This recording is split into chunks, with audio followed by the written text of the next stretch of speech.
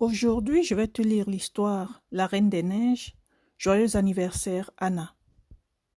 Cette histoire est tirée du livre La Reine des Neiges de Disney aux éditions Hachette. Anna est toute excitée. Demain, elle va avoir 5 ans. Au moment du coucher, sa maman vient l'aborder.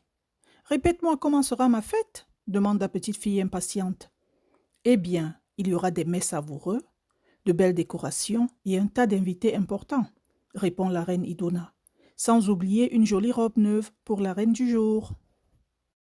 À son réveil, la première chose qu'Anna voit, c'est sa robe. « Oh, elle est si belle !» En fait, elle est même mieux que ça. Elle est parfaite.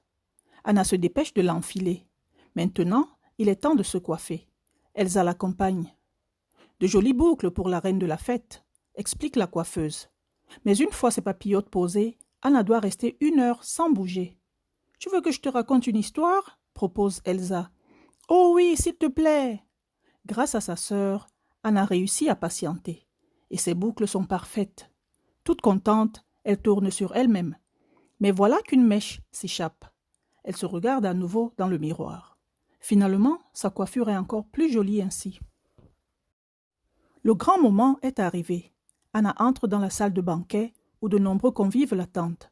Mais elle n'oublie pas les bonnes manières. Elle marche la tête haute et va saluer poliment chaque invité. Et lorsqu'elle s'assoit, elle prend bien garde d'étaler sa robe pour ne pas la froisser. Tout au long du repas, Anna se comporte en petite fille parfaite.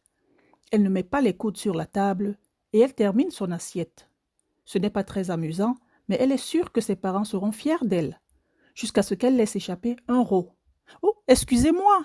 dit-elle en rougissant.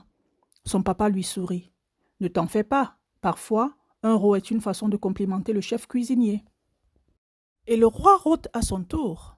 « Maintenant, le chef sait que nous sommes 2 à avoir apprécié son repas, » plaisante-t-il. Anna éclate de rire. Lorsque vient le gâteau, elle veut vraiment le manger proprement, mais elle finit par avoir du glaçage sur le nez. Sa maman l'enlève du bout de doigt avant de le fourrer dans sa bouche. Miam! Le soir venu, Anna soupire. Elle voulait tellement être parfaite aujourd'hui qu'elle n'a même pas eu l'occasion de s'amuser. « Prête pour ta vraie fête ?» lui lance soudain Elsa. En silence, elles se rendent dans la cuisine pour dévorer le reste du gâteau, sans fourchette ni assiette. Puis, Elsa lui offre un cadeau, un joli dessin. Anna ne pouvait rêver d'une fête plus réussie. Et voilà, j'espère que cette lecture t'a plu. Retrouve-moi bientôt pour une nouvelle histoire. Je te fais de gros bisous.